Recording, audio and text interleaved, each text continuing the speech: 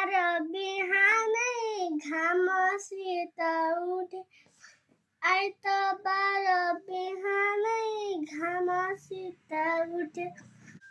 हात मुख धोए पढ्न बसे म हात मुख धोएर पढ्न बसे म सोमबार बिहानै आमासित सोमबार बिहानै आमासित उठे म कपी कलम लिएर लेख्न बसे म कपी कलम लिएर लेख्न बसे म मङ्गलबार फुलबारीमा फुल सारे मङ्गलबारमा